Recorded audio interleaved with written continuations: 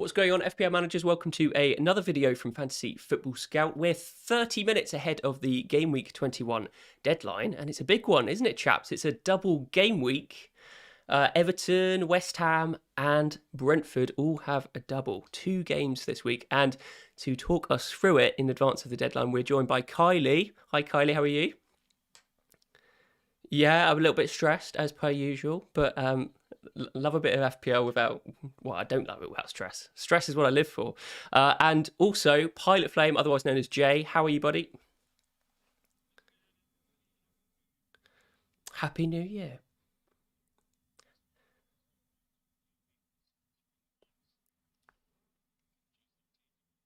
Yeah, how could I leave out the Happy New Year? I'm surprised I'm not massively hungover, which is...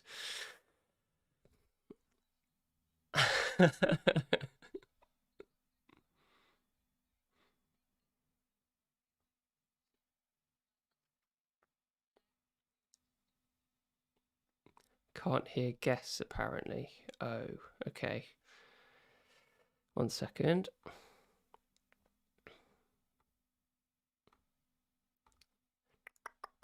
Why can't we hear guests? Oh dear. Sorry.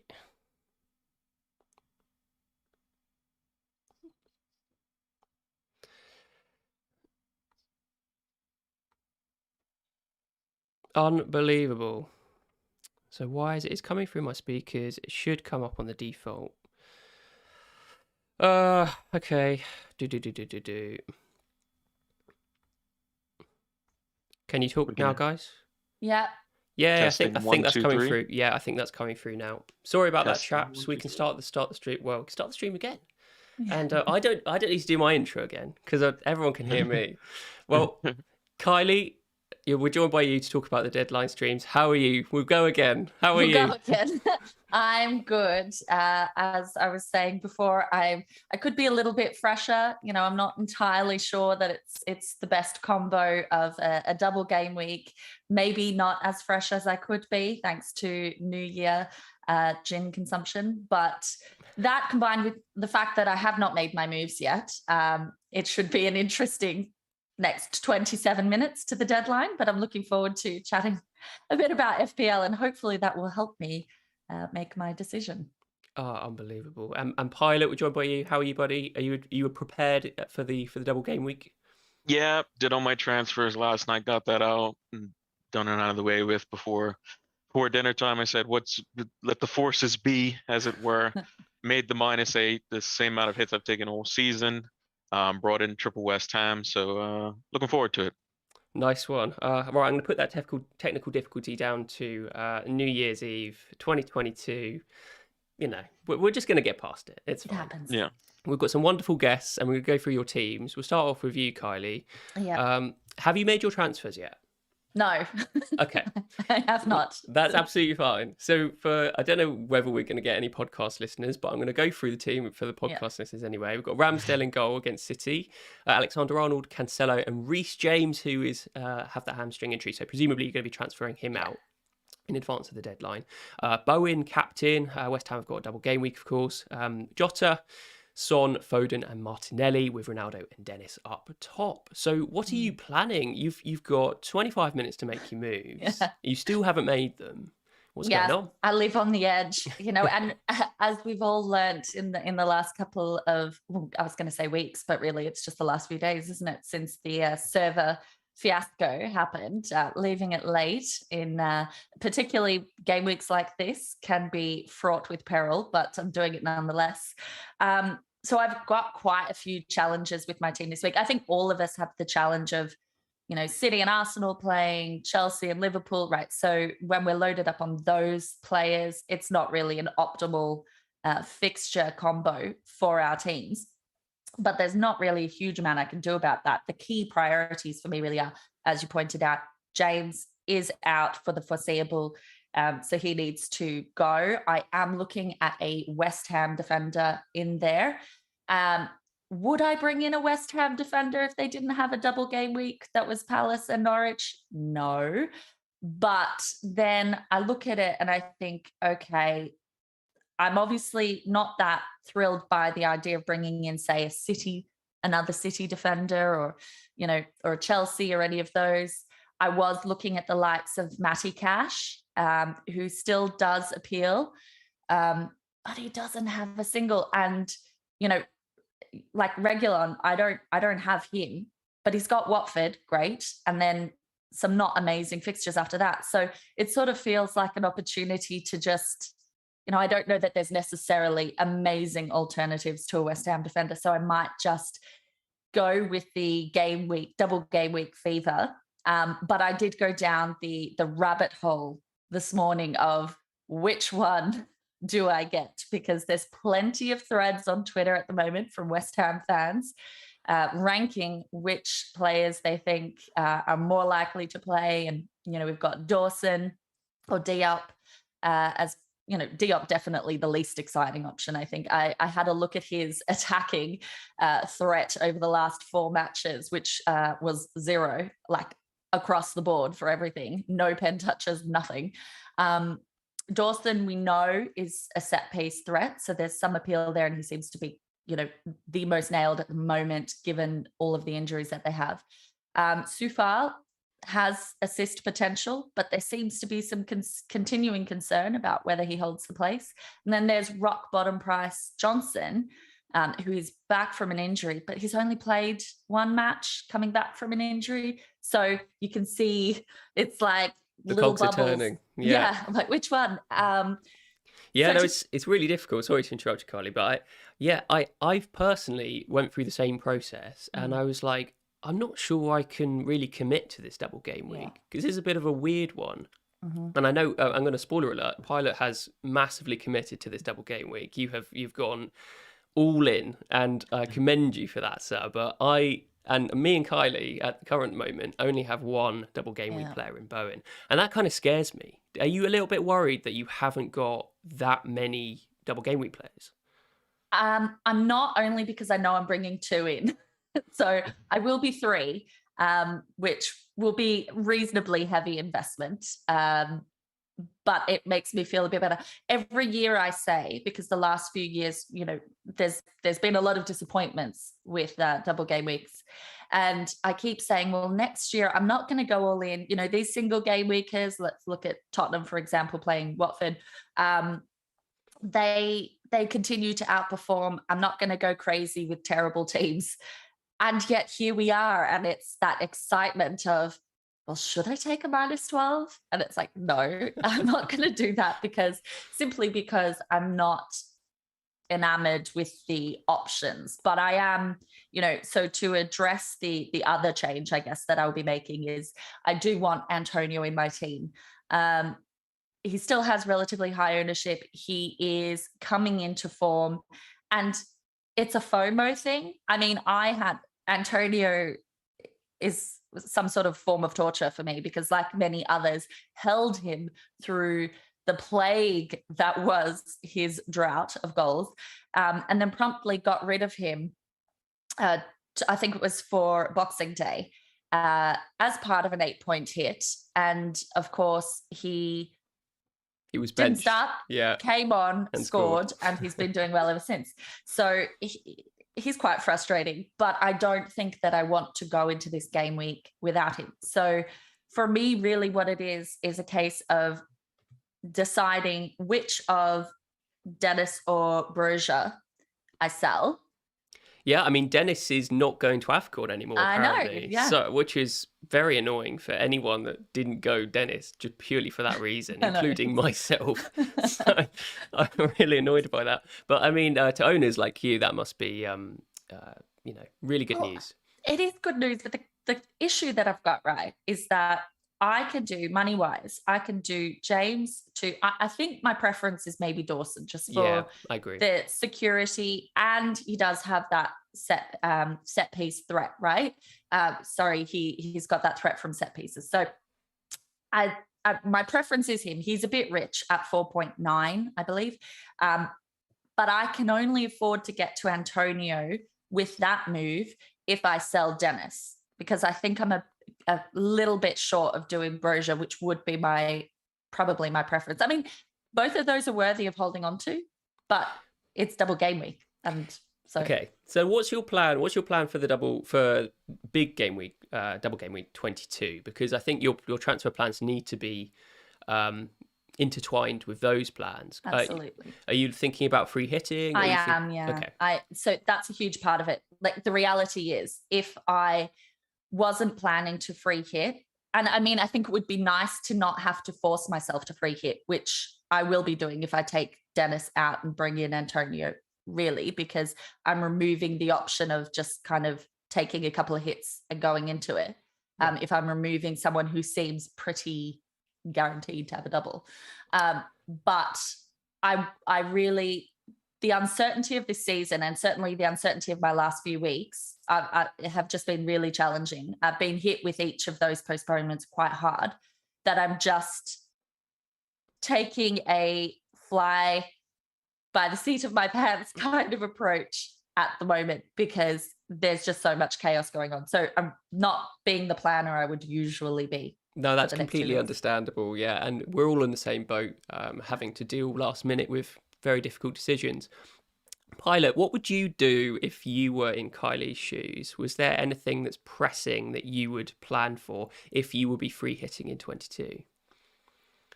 Definitely Reece James, I would say, is, someone that's looks like it's going to be a longer term injury. There's reports 6 to 8 weeks potentially. Could be more. Seems to be a worse hamstring injury. It's a big shame, isn't it? But I think most of us were looking to get rid of Chelsea assets anyway. So so it kind of comes at a convenient time as well. Like I was currently on double Chelsea before I made my transfers yesterday as well.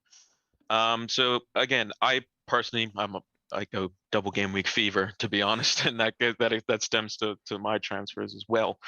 So yeah, I'd be looking for West Ham. I wouldn't be going anywhere near Everton or Brentford. I think there's a couple options there. Typically with the cheaper ones, you can always have them as your fifth defender as well. So the likes of Johnson or Diop, you wouldn't mind benching them on a week to week basis, and have like 4 better defenders, as it were. And that you don't typically want to bench a defender like Dawson, as an example, 4.9 million. Am I going to feel happy with benching him week in, week out as my 5th defender? Probably not, because that 4.9 is close to 5 million, and you think Reguilon's only 0.3 higher, and would you feel that Reguilon's a 5th defender in your teams? Probably not. So yeah, I would go for a cheaper West Ham defender, or future-proof it. It looks like Brighton might have a double game week, so maybe Lamptey, Cucurella might have a double game week as well. So I go maybe for someone like that as a Reece James replacement. Very interesting that you said stay away from Everton, because we will come to your team now. And maybe you meant Everton defence. Defence, yes. Oh, okay, I'll let you off. And actually, another question, just quickly, because this isn't something I've touched upon. There have been a lot of rumours. Now, we know rumours are so exhausting. Sometimes there's a lot of truth in it. Sometimes, plenty of the time, there's no truth in it. But there are lots of mutterings about Foden having COVID. And to be honest, I would take an 8-point hit, like an extra hit, to remove him if I felt like I was really enticed by the options. But I don't feel that way. I mean, there's Gray, but I don't really want to take a 4-point hit for a maybe Foden has COVID to bring in Gray. So I think I'm just going to ride with that one.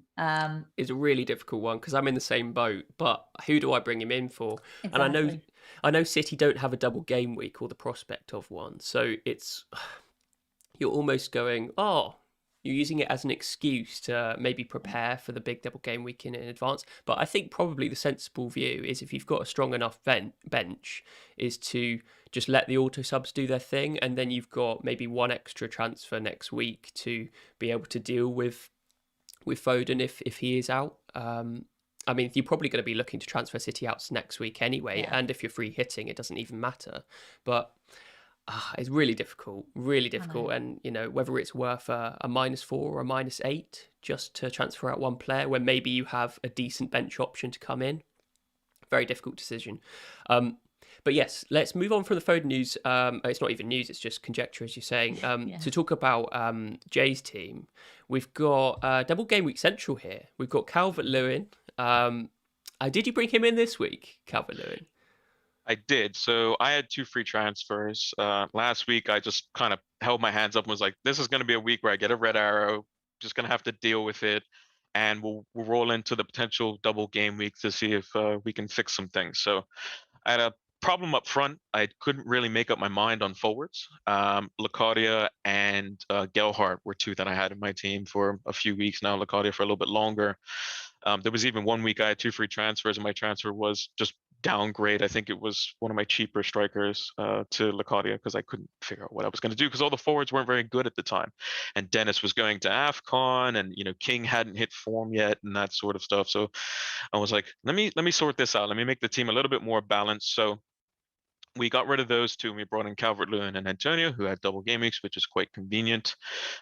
We had to sacrifice Foden. So initially I was going to take out Salah because it was versus Chelsea. There's also, rumors that potentially there's a few more covert cases that were confirmed by Klopp in his presser, 2 of which we believe to be Firmino and Alisson. The third one could technically be Salah, could be Jota. I have both of them in my starting lineup at the moment.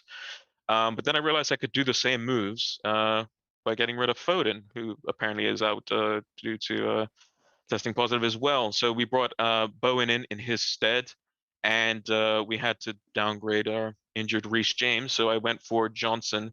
I could have gone Diop. I have the extra 0.3 to do so. But I thought to myself, when Soufal was out, Johnson was playing well. And when Soufal came back, there was a period of time before Johnson got injured where David Moyes said that, yeah, it's his to lose, basically. So I think personally, if Johnson, he'll probably get 1 of the games for sure. Will he get 2? Not too sure on that, but if he gets that Norwich game, I'm going to be smiling. If he gets both, I'm going to be over the moon. And I think that he'll probably play at left back, Soufal play at right back. Yes, Masuaku can come in, but I think that once they have full strength and they have Cresswell at left back, I think Johnson will probably take the right back spot. It is a bit of a toss-up, so I'm taking a little bit of a gamble there, but double game weeks, you gotta live a little bit. Even one of my close relatives was saying to captain Johnson, I was like, no, I'm not going that crazy. I'll captain That would somebody be too sensible far. like Antonio. So yeah, that was for the -8. So we got rid of Reece James, Lacadia, Gelhardt, and Foden, who by all accounts are all players that are potentially not going to play this week, injured on the periphery, because it looks like even Bamford's back for Leeds as well. So even Gelhardt's at risk now as well. So okay, so I think this is very, very strong indicator. A lot of people saying that Foden is definitely out, and a Daily Mail reporter has now said no Foden for City today. So, God, do I Now have to that take him out? changes everything, because that makes me feel like it's easier when you're like, oh, it's baseless rumor, to just ride with it. Now I'm like itchy feet, but I don't know who to get in, That's there's a few legitimate sources coming out here, yeah, and I see that as well. I am now going, do I take a -8? Yeah. Yeah. But it's difficult now, because if you've got Foden and let's say Josh King or Dennis, who do you move to? Because you could upgrade King or Dennis to Calvert-Lewin or Antonio. But then you've got about, I don't know, 6 million to spend in midfield. Who are the best midfielders about that price? You could go to Doucouré, or you could gear up for game week 22, but there's nothing certain about that. Yeah. So who would be your picks for like a midfielder around 6 million mark? It's really difficult. I would go potentially for Damari Gray. Doucouré is an option as well, but you have to remember that Everton, I believe, have only played 17 games and they have to play 19, and Doucouré is on 4 yellows, if I remember correctly. Right. So if he gets booked in the first game, then he's not really a double game week player. He's a single game week player that just got booked. So that would be not ideal for him. But I would say Damari Gray if you had to go for a double game week player. Yes, it is a bit of a tricky one though. There's a good chance that Everton get a double in 21 and 22. That's true as well, yeah.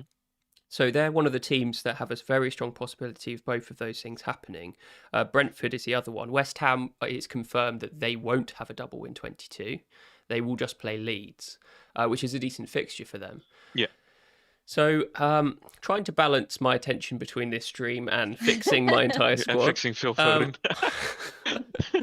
Yeah, same boat. Love your team, Pilot. Very envious of your 4 double game week players, but I might come and join you with a -8 in a minute because Yeah, let's just move to my team. Sorry, I've only got 1 double game week player, Captain Bowen, and the rest is Spurs, Liverpool, City with Mr. Phil Foden sitting there, Ronaldo, Watkins, and King up front, Davin De Gea in goal. So I'm tempted to move. Oh God, yeah. I guess I'm going to use this as an excuse to get rid of Foden because they're just playing Chelsea, I think, in double game week 22. No double game week, and it seems like a decent excuse to move him out.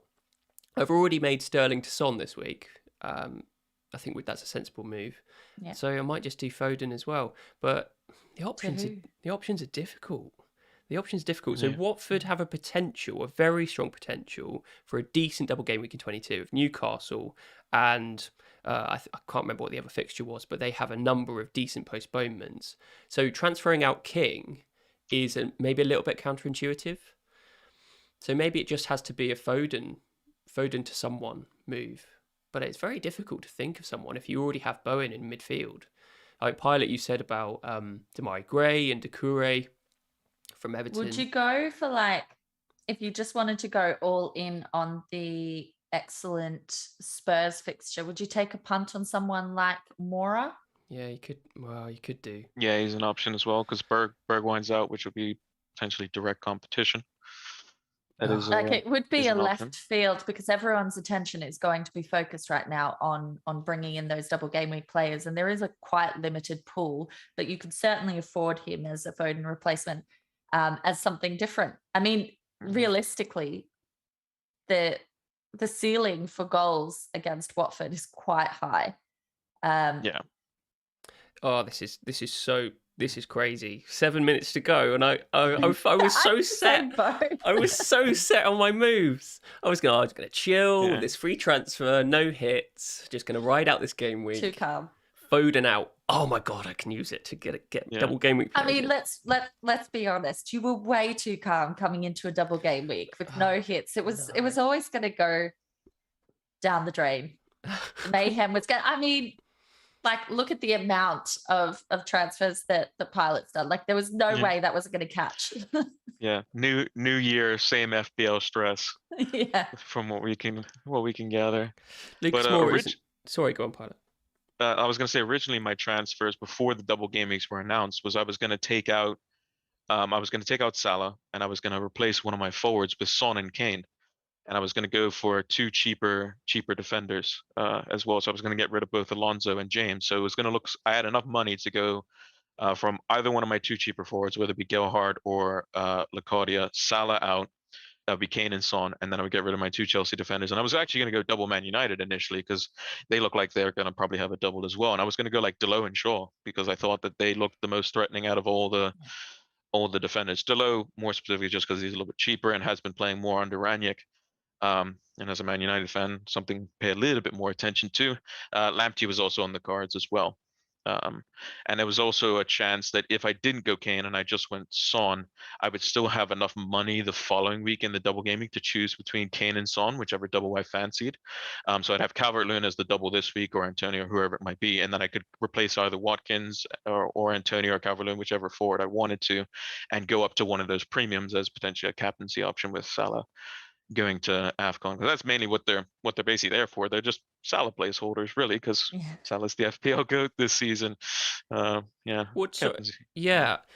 Maddison is another option because he was slightly injured last game. He came off, but apparently he seems like he's okay for this game against Everton. Yeah, it seems like he's fine. Just with Maddison, though, it just seems like he can be a bit streaky, both with FPL points as well as injuries as well. So there'll be times where he'll look fantastic. Az is a big proponent of him. Biggest fan. And you'll see games where he looks unplayable at times, and then he'll have this little bit of a knock, and then he'll have a couple poor games, and then he gets injured, which is unfortunate, because if he was playing week in week out, for his price, what is he, like 6.8, 6.9 million? Yeah, I mean, I think it's a valid point, right? Because this disruption over the last sort of couple of weeks, and then the match cancellation, against Norwich, does that sort of stop the flow of his points, because he is super streaky, as we know. Yeah. You almost want him to be playing game in, game out, and if he doesn't Yeah. pick up any injuries, then he can be very, very valuable. 6.9 million is his current price, and a lot of managers had him almost.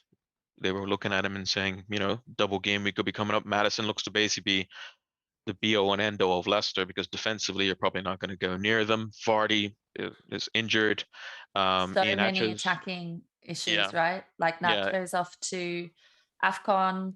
I believe Daka's injured too. Yeah, I think so as well. Yeah, that was another thing. So it's basically everything was going to go through Madison. So it was almost like this makes it real easy. Either him or Tielemans, potentially.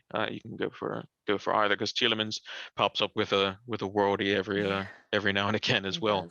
does. Obviously not necessarily the most reliable in terms of FPL. Those long range shots. Madison with the same with free kicks as well. But yeah, it is a bit tricky. Your so- face I'm is so- amazing right I'm now. so- Like, I just keep glancing up, I'm and so you're just looking stressed. traumatized. Yeah, it's just in a world of. It's like I sorry, thought I got. Ben. I'm sorry, I'm neglecting the stream. I'm just like throwing out all of these combinations. Like Robertson's What? coming in and he's suspended, and like no. Yeah, Oh. Simicast would be playing. You've gone double game week deep, right? That's Yeah. what's happening. Oh my god, I don't know what I'm I doing. think I might just do the exact thing that I said I was not tempted to do at the start of the stream, which was take another hit to bring Damari Gray in.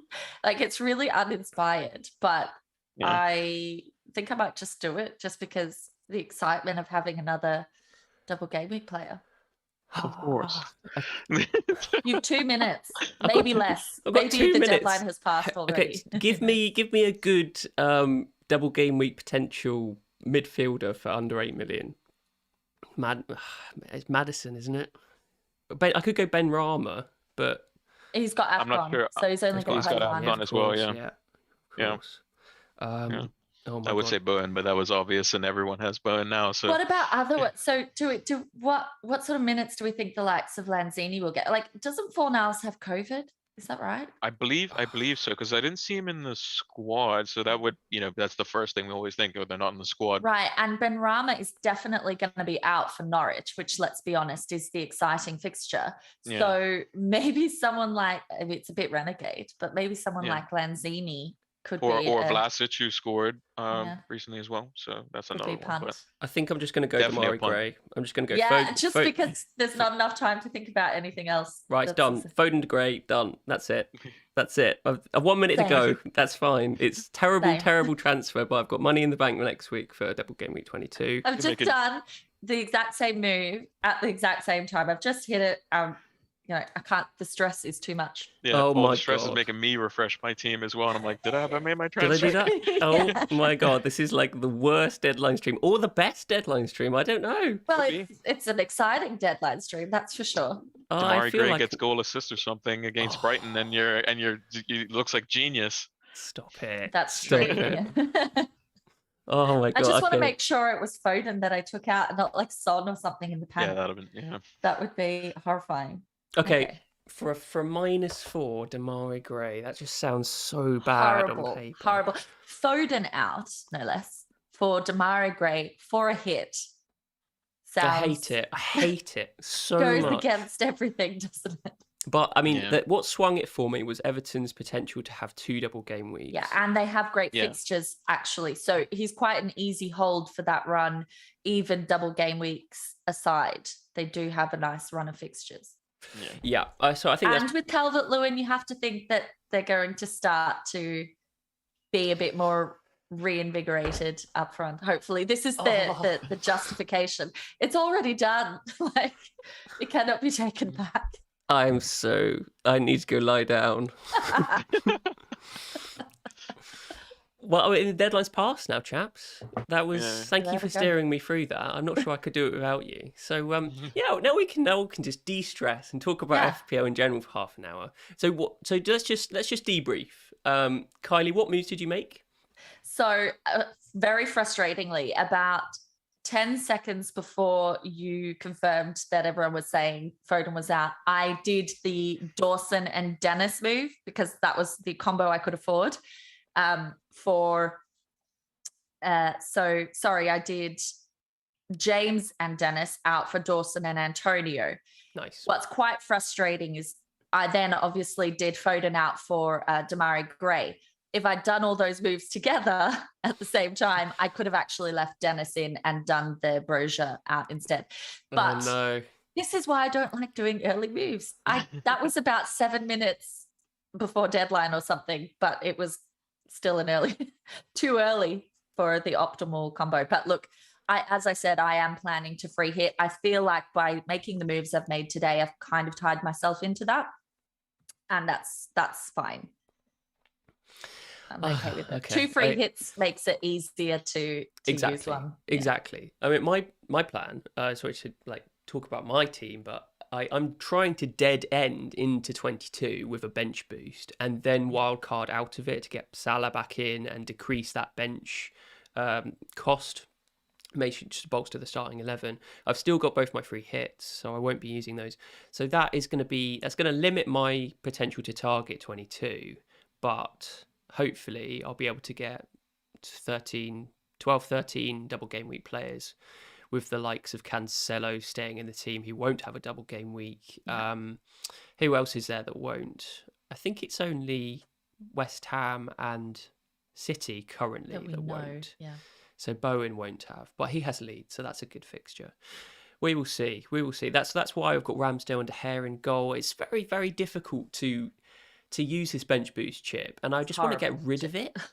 Do you know, I think if you're in a position like you are where you do have the 2 keepers and, a sort of well enough set up to be able to make a couple of moves and get a decent bench boost out, it's an optimal strategy. Because I think bench boost, the days when it used to be amazing, which was, I think, the first sort of 2 seasons we had it, it's not like that now. It's really difficult to execute a bench boost well. And the amount of hits that we take to prime ourselves for it. And then last season, and certainly could be the case this season, postponements and various things happening to, throw a spanner in the works.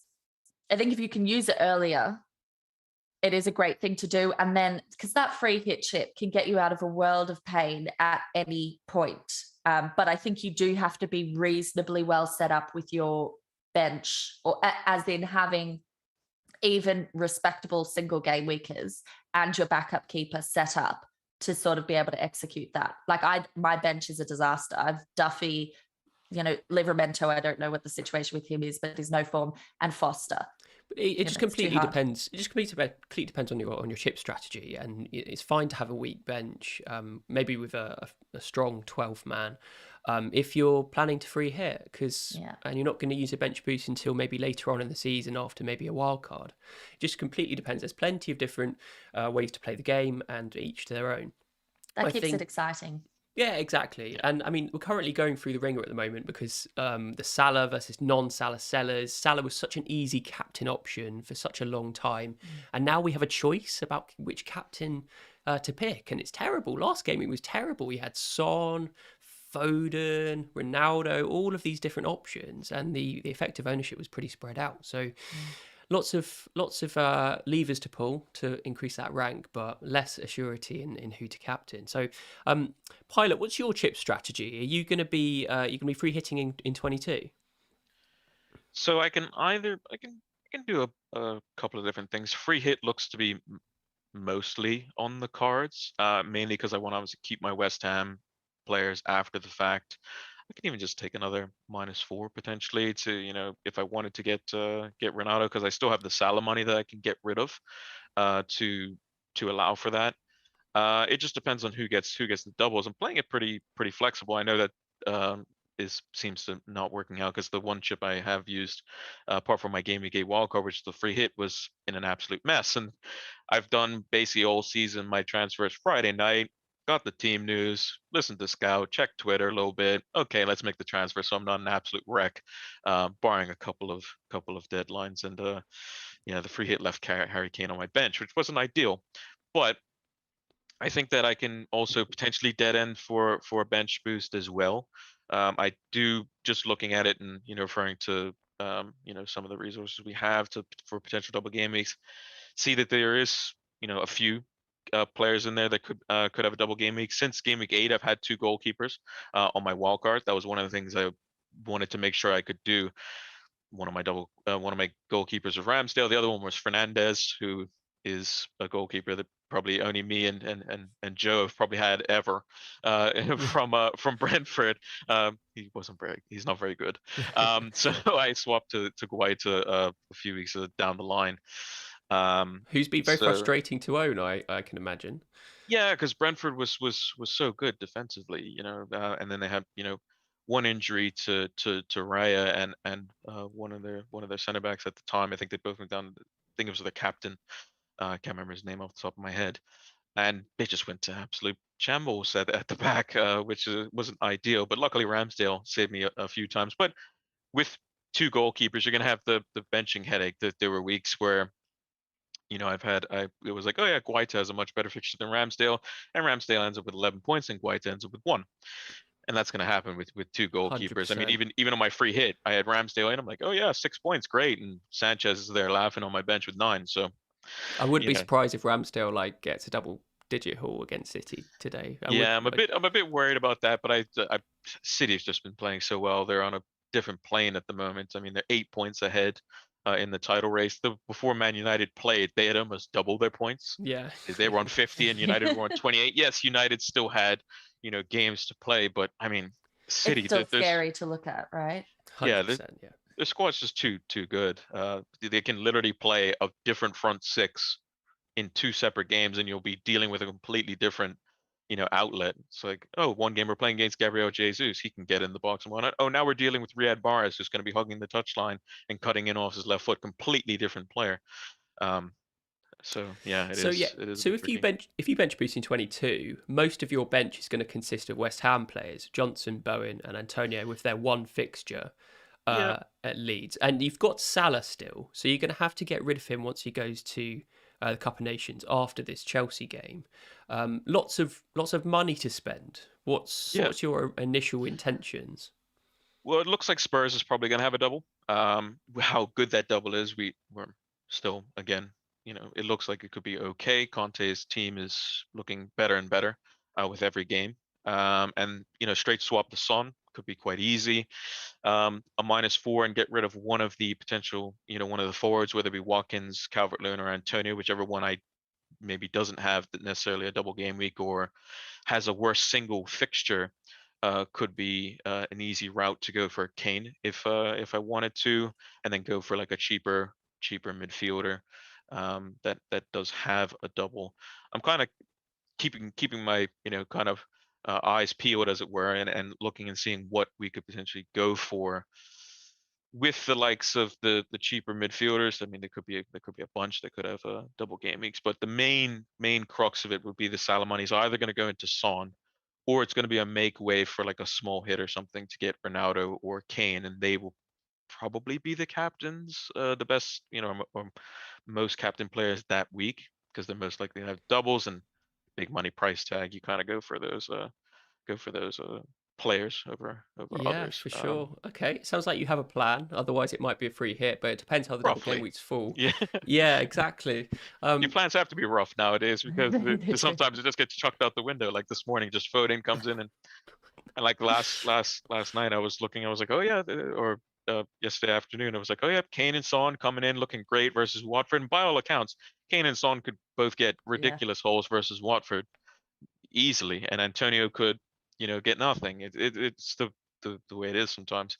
Think things are nailed on, but double game week, Antonio scored 4 versus Norwich. I remember, that was a big event for that, and I was like, oh yeah, you don't have Antonio. No, I don't. I have Watkins instead, who will have a double game week. So it's like, you should, yeah. I think Antonio versus Watkins, they're both going to have 3 fixtures.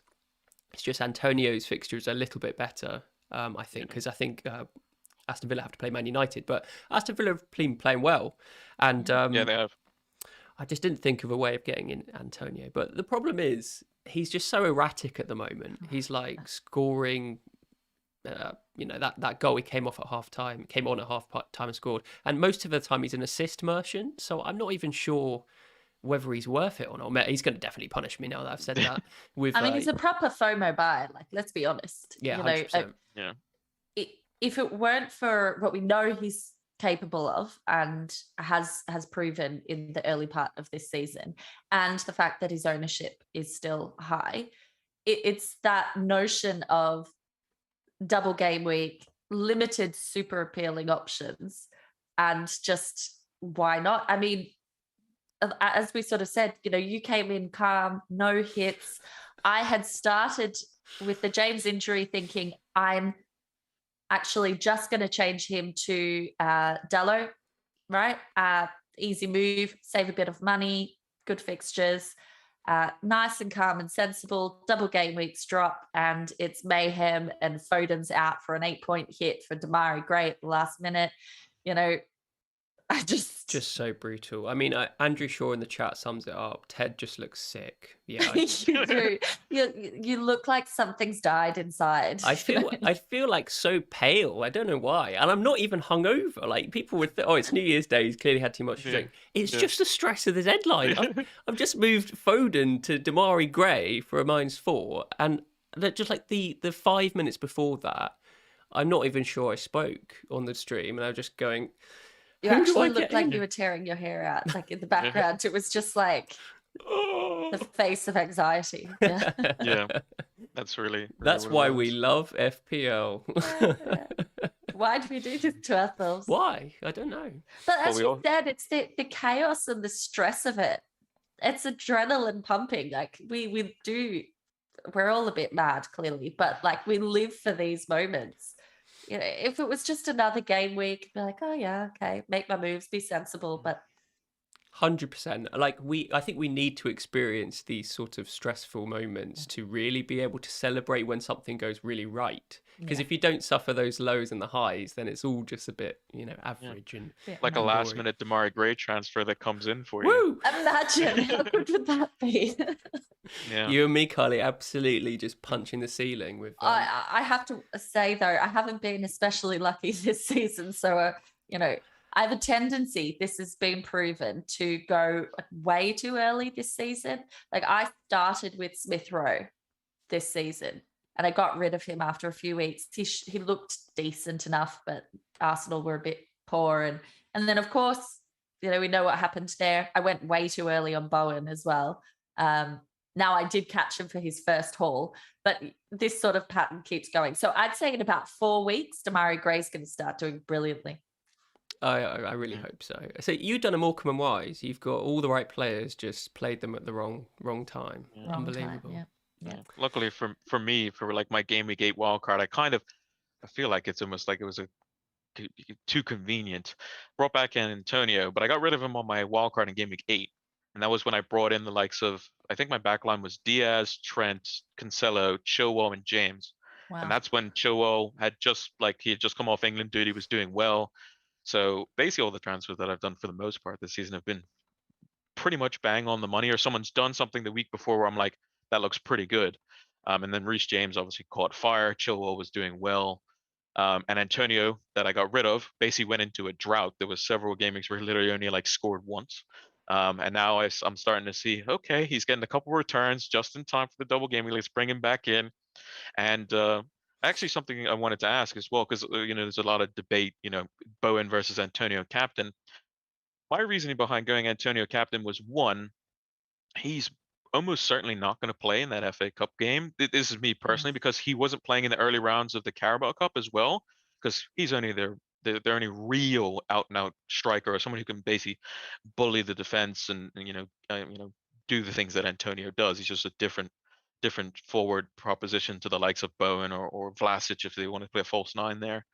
And I think that he's going to be preserved, whereas potentially Bowen could play in that FA Cup game as well. That being said, Bowen could play all 3 games and be perfectly fine. Antonio, and also the Norwich game as well. I'm just like, if he plays that Norwich game, I'm thinking of the 4 goals again. That's something I missed out on. And it's Antonio. He's just he's just Antonio. He's just FPL gold, isn't he? At the beginning of the season, I had him and Ben Rama to start the season. That's how I got off to such a good start as well. So I'm like, Antonio, you're going to come back in, and I know when to get you in at the right time. So hopefully, Well, I feel like your is up there as timing well. thus far this season has proven to be excellent. So Yeah, I'm now looking at it going, oh, I've got Yeah. Captain Bowen. I've made the wrong decision. I'm a little bit worried too. Everything you touch seems to turn to gold. Mm. Pilot Flame this season, like you've got really, really decent rank, and this was the first hit that you've taken all season. Was that right? No, so I had taken a hit in game week 4, and then in one in 18 before the free hit in 19. And so basically it was roll two free transfers. So basically I've doubled the amount of hits in 1 week, which seems a bit mad. And it's to bring in Johnson, but in the grand scheme of things, it looks fairly sensible. I would think I'm getting rid of effectively 4 players that aren't playing: Reece James, Phil Foden, apparently, which we'll find on the team news in 14 minutes time or so. That would be absolute carnage if Phil Foden's in the starting lineup and everyone's taking him out, me included. Yeah, and then good That would be segue. grim. made sense. That would be so brutal. Yeah, We're going to stay on stream until we get the team news for the Arsenal City game. We'll keep out from some early team news as well, just in case that comes up. But yes, I'd be very surprised if Foden was starting after all of this recognised source coming out. But yeah, you'll be doing a prayer circle for Antonio's hamstrings, won't you, Pilot Flame? yeah. That's the one thing is, but I mean, all season he talked about before the early parts of the season where he's changed his diet or his eating plans and whatnot, and he's saying that he feels much better. And you can tell at least the first few weeks of the season he was unstoppable basically. And yeah, that's the one caveat. And even the other thing as well is that he tested positive recently, so even that is a potential benefit as well. That the likelihood of getting it twice in quick succession is very unlikely. So that's another plan. But literally, it's just the hamstrings. If they can just hold until the Norwich game, we'll be okay. Well, I mean, I think we all definitely would have expected him to have some sort of injury by this point. We're at the halfway point of the season, and it's sort of like that Danny Ings season, where Yeah, he had a phenomenal season with Southampton, and everyone was like, not sure I can trust Danny Ings.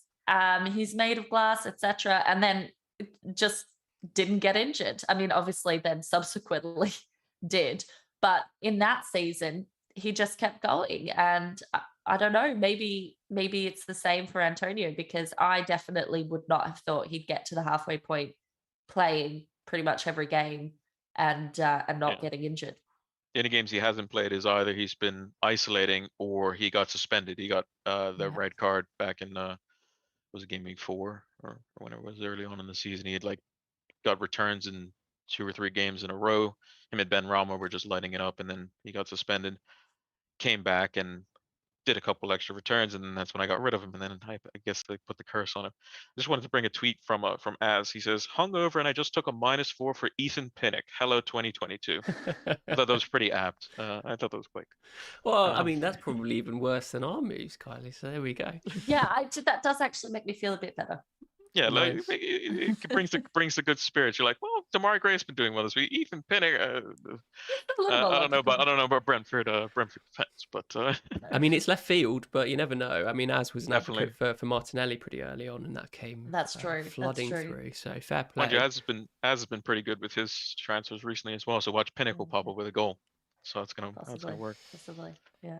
Yeah, I think we've glossed over Brentford a little bit, and Ivan Toney and Mbomo, really, really difficult to own, especially Mbomo, who's been a staple in most FPL sides for many of this season. Did we think we've overlooked them, or just think that their form has been really poor of late and they're not really worth a consideration at all? I mean, obviously the deadline's passed, so it doesn't even matter, but I mean, retrospectively, did we gloss over them too easily? No, I think quite hard to invest in them. I mean, if you're looking at it, right, we'd sort of say West Ham, then Everton, then Brentford in terms of appeal. Yeah. And that's largely because they've had a lot of defensive issues. Pilot was talking about the whole goalkeeper situation, and they've also struggled for goals. And they've hardly played recently, right? So it's hard to get a measure on how they're going to perform, and you're likely to be taking a hit to bring one of those in because you've probably already prioritized the West Ham player that you don't have.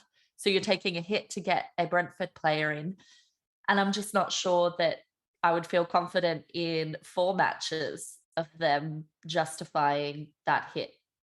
I mean, Yeah. Damari Gray might not either, but there's levels to the madness, right?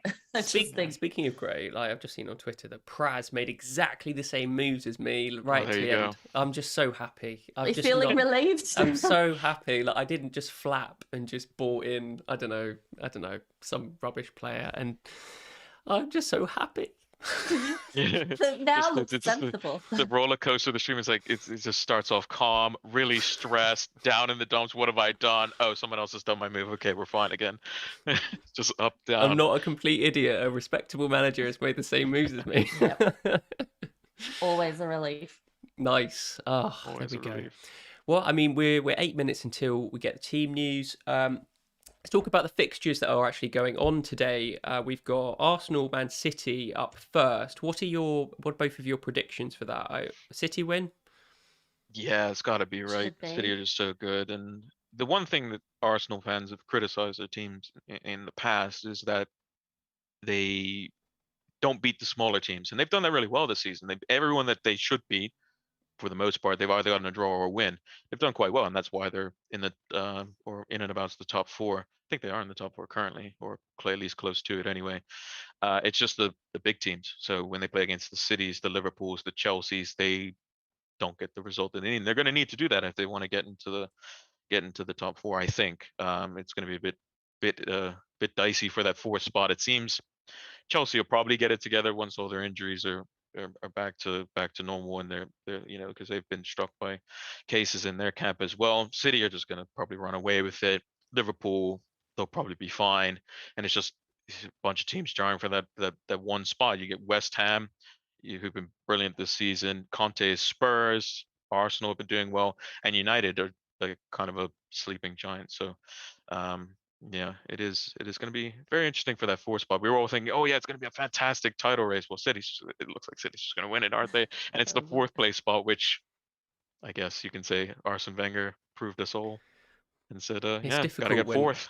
Difficult when Liverpool and Chelsea are just dropping points here and there now. It's not Yeah, good. they might even get sucked into it.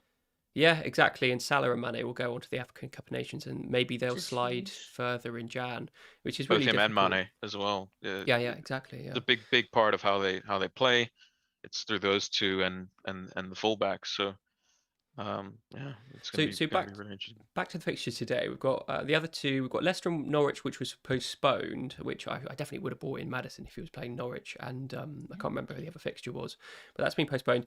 Watford and Spurs. It's got to be a Spurs win. I mean, can we see Dennis or King getting a goal in that match? Spurs seem pretty solid at the back.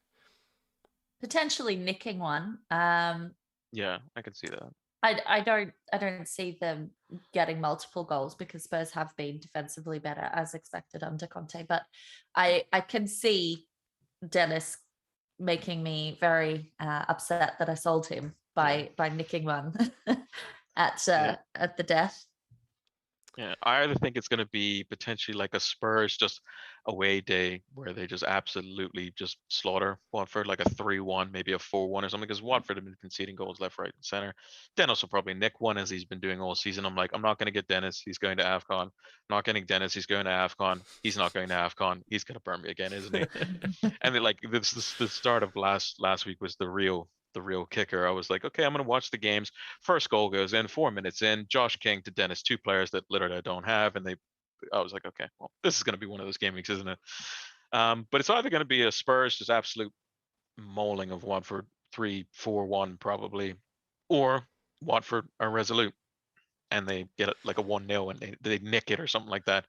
It's not out of the realms of the possibility. That would be the dream, because Kane and Son are probably going to be, even captain this week. I think, like I said, Watford of away. course, you don't They have they could either. definitely do. I don't have either Spurs. So that is the one game like last week was Watford versus West Ham. I was like, this game just needs to be okay. And then Bowen gets an assist and Dennis scores and Bowen gets another assist and Antonio gets an assist. And I'm just like, What do you do in can you not? just out of interest? Do you watch the games that you have no players and fear the players that are playing in? Yeah.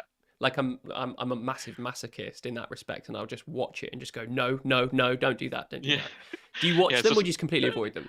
Yeah, this was me. It's like watching the Watford West Ham. I'm like, okay, it's kickoff. Okay, this game seems to be end to end. I don't want that to happen. And Dennis has scored. Okay, this is not great. I'll just have it on the side now, and I'll go do something else. And I just kept like looking over and just being like, just seeing just Bowen wheeling away, or seeing Antonio assist. I think it was a Souček or whoever it was. And I'm just like, yeah, this doesn't feel great. But I try to watch all the games to get all the information I can. The goal rushes are the most stress, I would say, when you have multiple games on at once. And with the West Ham Watford game was one of them. And it's like all the players that didn't have were going in. And meanwhile, I'm just sitting there, just like my only player, just like, White, can you keep a clean sheet, please? That's the only thing I want today. And then they like towards the end of the game, like Norwich got like an attempt on goal, and Guaita to make this acrobatic save. I'm like, that's the one thing I want is a clean sheet. Things have already gotten bad enough, but yeah, it can be a bit of a masochist watching of games, as it were. But try to watch them all. I do like the it's goal FPL. rushes. I mean, it's only recently in the UK that we've had certain providers do like take over a game week and do a goal rush. Yeah. Every goal, every game sort of thing. But normally we don't get that. Normally we get a sort of stream of different games on, and we're not even allowed to watch the 3 p.m. games. Yeah, most of exactly. them. Yeah. So it's a bit of a nightmare, really. But I guess other people in different time zones have that luxury through the different broadcasters. But yeah, what do you like watching the every goal, every game, Kylie? It's quite a lot of intensity. I try and put on like 3 different games at the same time. I sometimes find it's funny because when COVID, so was it last season? I'm losing track at this point. When they were actually airing every single match. And at the start of that, I was really excited about it. I was like, this is amazing. There's so much football. And by the end of it, I was just like strung out from watching so much football. And it was like death by 1,000 paper cuts because you were so hyper aware of every little thing that went wrong in every single match, as opposed to just sort of having loads happen at once. And I quite love when you've got, say, the 3 o'clock matches and there's just goals going in everywhere and you're frantically, trying to switch from one thing to another, jumping on Twitter, like who's got, I've not seen it. I love that. I kind of live for those moments. Completely agree. Yeah. We can also catch a breath and sort of not catch a breath, because once you do, after every single game, you're either happy or sad because you've got a red arrow. I don't know whether you check your rank after every game, but it gives you that potential to be happy or sad, and I don't really like that. I just like everything to be resulted in a one go, and then I go, oh, that's what I've got. It's like a digest, right? Because you're like, okay, these bad things happened, but that's okay. It's offset because all of these good things happened. And you're like, it's manageable, as opposed to just being this. And especially if you have a bad game week, that was just awful, absolutely awful. Because you were just like, oh, I have another 4 games and, this is just not going well. And you have that sense of, doom. Crazy. Well, we can't do anything to our teams for another 2 weeks. That's going to feel so weird. So we've got, but I guess the double game week does sort of make up for it. And we've got these FA Cup fixtures, and then we've got potentially 2 game week fixtures for the Premier League for certain teams. And so it's going to be strung out a little bit. Do you tend to watch the FA Cup stuff, or are you not that bothered about it? Sometimes I do tend to watch the later rounds, not so much the early rounds of the FA Cup, because I'm a bit, do something, and also kind of need to separate from football a little bit, just to get some perspective, because I think it's so easy to go down the rabbit hole and just be permanently watching football. And for me, it's good to have a bit of separation, and I get a bit of clarity that way as well, I think. Absolutely. Right, team news. Yeah. We've got the Man City ones. We've got Foden, who is not in the squad, as per the rumours. I think that was a decent shout. But Sterling, Jesus, and Mahrez up front. Bernardo, De Bruyne, and Rodri in the middle with Ake, Laporte, Diaz, and Cancelo. Heavily owned Cancelo. Edison in goal. So the only really a big shock in inverted commas is Foden misses out, but we kind of knew from the leaks. And I guess there was some concern over, some mild concern over Cancelo and whether he would start given what happened. But I think that was somewhat eased by the fact that we did hear that he had sort of made himself available. So I sold Sterling for Son this week. I wonder whether he will come back and bite me, because he's been in red hot form recently. He just needs to play, and he's been scoring. So I wonder whether that'll come back to bite me. Obviously, I'm going to move the City assets on to players that have a double game week, like Son will. But in the immediate, that I hope he really doesn't punish me. Hopefully, the Arsenal give them enough of a fight to not roll over and concede number of goals, because 1-0 Man City's last result, that's what we want, I think. Do we have Arsenal team news yet? I cannot see it. No, they haven't put it up. It's black. With Sterling, I unfortunately there was a game where City won 1-0. I think it was at the Emirates actually, which is where the game's being played today. I think he got like a header in like the first 10 minutes or something. It was like he was behind or in front of Rob Holding. Which is obviously not what Ted wants to hear. Sterling getting a header in front of a giant center back when you just sold him. Well, we see it with Jota, don't we? Like all it is. Yeah, is it's just really weird how you're like, how can someone who should not be able to get to this gets to this?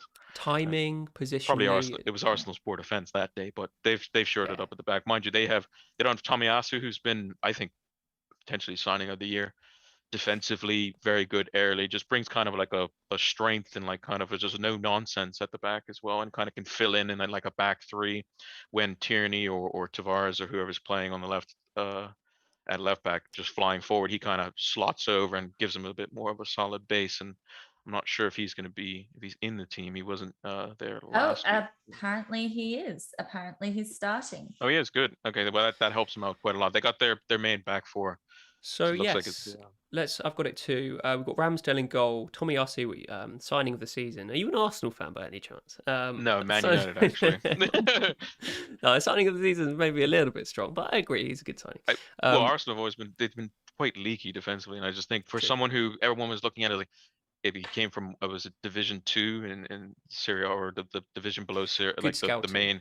For sure, it was something where everyone was looking like Ramsdale, but it's been relegated, and all these signings, like, are they really going to work? And they're coming to fruition now. And Tomiyasu and Ramsdale are two of ones that have worked out quite nicely, I think, for them. So back to the team news. It's basically the same structure as they've been playing in recent games. What if it ain't broke? Don't fix it. Lacazette sort of leads the line as that sort of false. He's kind of a false 9/10 sort of he approach. is, yeah. Martinelli on the left, Saka on the right, Odegaard through the middle, and Xhaka and Partey in the CDM roles. We've got Tomiyasu, White, Gabriel, and Tierney. I think Tierney's been flying. I wouldn't be surprised if he becomes a staple in our FPL sides for. He's too injury prone. This is the issue. That's the issue. So much. Yeah. He's that guy that actually is really quite exciting, and you'd love to have in your team, particularly with Arsenal looking better defensively than they have in quite some time. But he's just so constantly injured that it makes him difficult to rely upon in competition with some of those other sort of premiums, say, that have been in our teams. That's the same as sort of Lamptey and any other injury-prone fullback that's exciting. It's a shame that we can't have them, but like for specific game weeks, like when we're free hitting, like people who free hitted in 19 and brought in Tierney and he scored, which was insane. It's just like for those one game weeks in isolation, he becomes a decent pick if we expect him to start and we haven't heard any injury news. But yeah, you're right. Long term, he's a really difficult own. But maybe you just got to bite the bullet and just try at least, because you could talk yourself out of plenty of players that are injury prone. Yeah.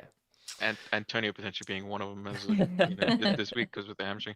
I think with Tierney, we've always known that he's excellent going forward, but I think with potentially some of the injuries that can be caused on players is the amount of work that they have to do off and on the ball.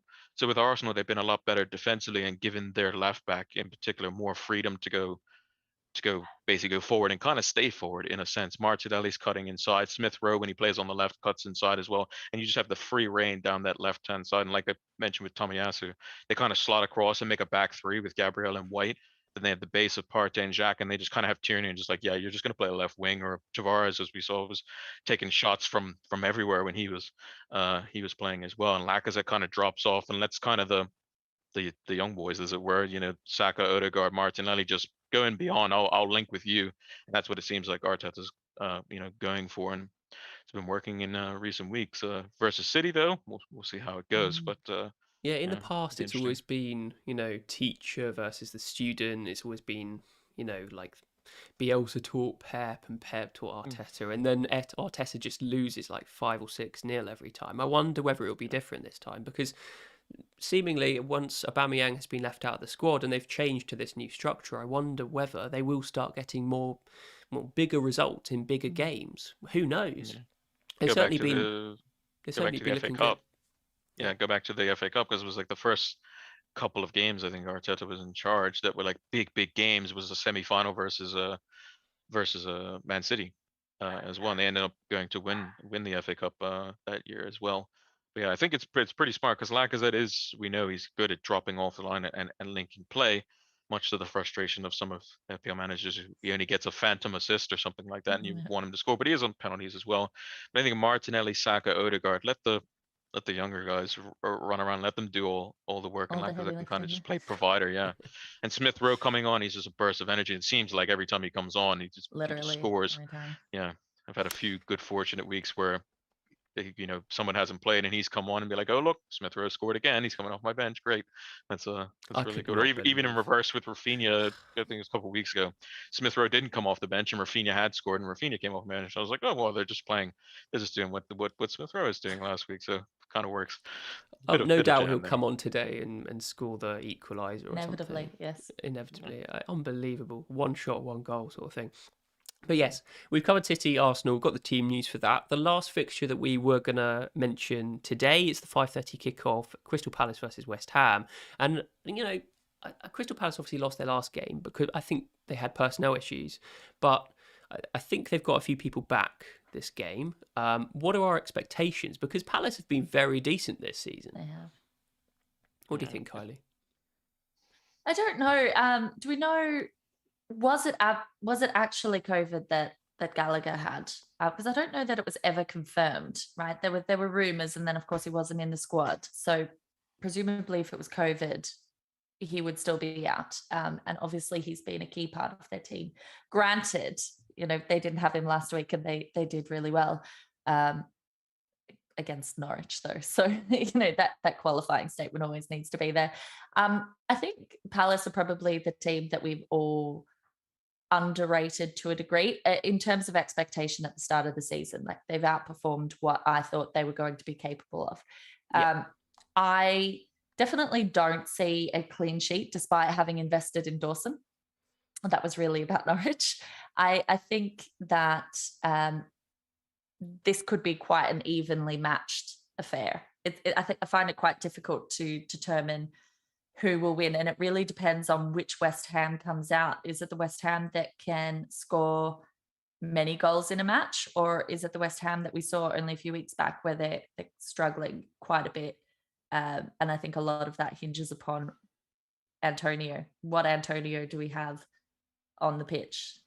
He's such an enigma for me, because I understand why he starts running the channels every single game. Just get in the box and just have some delivery. I mean, he's got plenty of creative people around him to feed him the ball, but he's determined to run the channels, and it creates lots of space for the other people, especially Bowen and Ben Brahma, and they get the goals in that team now for some reason. And we've held on to Antonio this entire season. Don't know why, but surely now that Pilot Flame has brought him in, he's probably going to score. He's going to score. 4 that's goals. how it works. That does seem to be the rule of FPL this season. So if anything's to go off, yeah, I've been on the very, very good side of of fortune, I would say. Sometimes it just goes for you, and Yeah. sometimes it's that path that you set for yourself, Yeah. and especially with chip strategies, you either go one way or another. You plan for the free hit, you plan to a dead end or something, and those can diverge massively, and you end up Yeah. having a completely different team to someone else who had a very, very similar team at the start, but took And made a different. one, yeah, Exactly. one So slam move. it's just one of those things. It works out for you sometimes. It works, and Yeah. sometimes if it's your season, it's your season. So I would Yeah. embrace it, my friend. Yeah. With West Ham though, it was a bit weird because when I got rid of him in game week 8, they had like a patchy run of fixtures that looked to be on paper not great. And actually West Ham was playing even better than what they were at the beginning as well. They're playing all the tough teams, and I think they've beaten all of the traditional big six this season as well. Like David Moyes is doing fantastic things in under his second reign at West Ham. And then everyone's like, okay, well, we got to get Antonio back. We got to get, West Ham players when their fixtures started to, get good. And then all of a sudden, West Ham would have those games where they're just a bit flat. Just it was a 0-0 a few weeks ago. Antonio doesn't seem to be as involved. Like Ted said, running the channels, maybe being the assist of the assister, or maybe just getting the odd assist here and there. I think it's only going to take like a game or two where a couple of those kind of runs in behind are directly at the goal, and then Antonio's in one-on-one, because him 1v1 versus a defender, if he gets even the slightest edge over you, his strength and pace, you ain't gonna stop him. It's just a matter of will Antonio put in the back of the net. And at the beginning part of the season, if he got him behind, you knew what was going to happen. It was going to be ding, 4+ points for Antonio. He's getting the goal.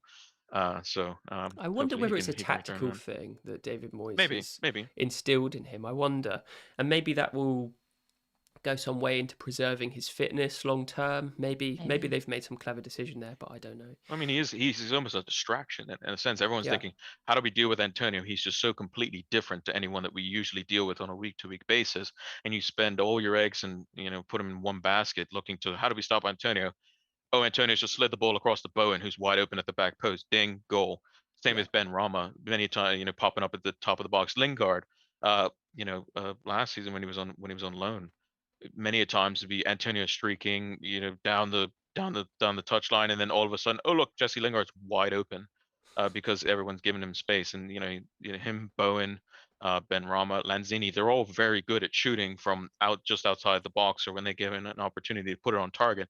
And Antonio almost plays as like the great distraction. Same with Lacazette for Arsenal. We mentioned earlier. Just give it to the guys that are running in and around you. Yes, his FPL manager is not great. No.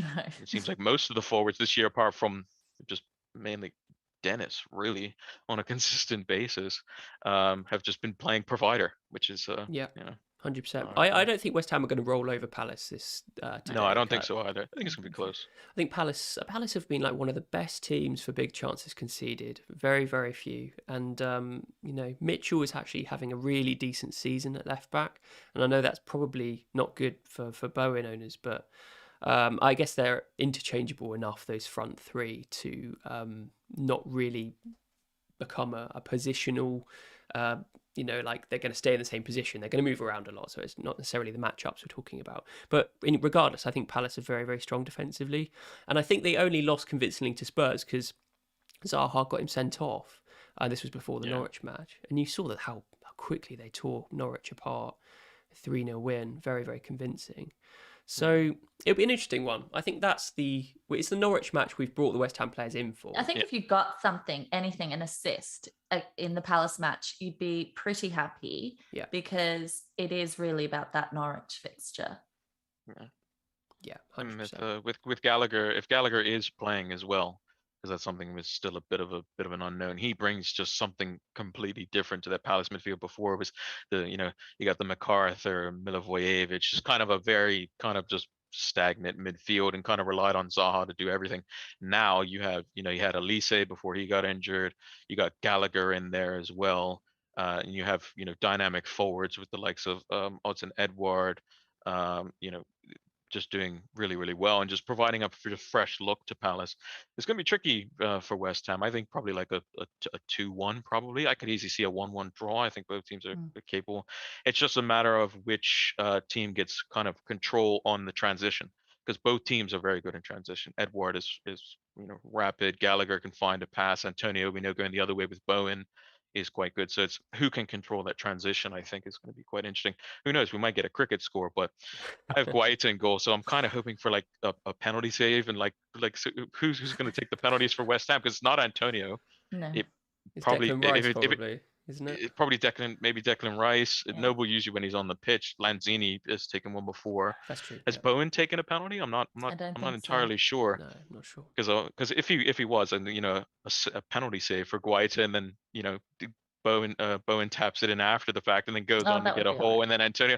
That would be ideal. But yeah, a little bit of a kind of a Could happen. what do I want this week? But Nice. yeah, I think it's gonna be a close game. Well, we've got 3 games of football to look forward to today. I think we'll leave it there, chaps. We've been on for an hour and 15 minutes. Thank you for steering me through the stress of my moves. I couldn't believe it. I was so set and just calm. And then this Foden news, absolutely. But yeah, thank you for holding my hand during that. And best of luck for game week 21. And another deadline in 2 weeks' time, so you can have a bit of a rest with your moves and just enjoy the football. Yeah. Absolutely. Nice one. Okay. Thank you for everyone joining me in the chat. Best of luck to you for game week 21, and happy new year to you all. Thanks, Kylie. Are you feeling happy about your game week 21 moves? I mean, I have grey, so I'm still a bit like, but yeah, it's fine. You know what? I'm glad the stress is done. What will be, will be. I've heard Gray is the GOAT, so you are. Yeah, well, then we get what could go wrong. And Pilot, thank you for joining me early as it is in Canada. Thank you for waking up early and joining us. Yeah, well, usually I do deadline streams of my own as well over on Twitch. So gotten used to it. Got a little bit of the gamer vibe. Stay up all night, get up early to play the game or do the stream, whatever it may be. So yeah, hopefully looking forward to it. Maybe a Ben Johnson screamer will set the game week alight. And I just want Calvert-Lewin to start both games, because Bref Benitez was talking about, yeah, he's going to score a hat trick in the first half and stuff like that if he plays. I'm like, that looks good to me. So hopefully the hits pay off, and double game we could definitely go interestingly. Nice one. Hopefully with on, Damari Gray assists for all of those three goals. Yeah, Great. triple assist for Damari Gray, hat trick for We'll Calvert-Lewin. I'll take take that. We We'll will take that. definitely We'll take take it. that. I'll definitely take that. Right, nice one, guys. We'll see you later.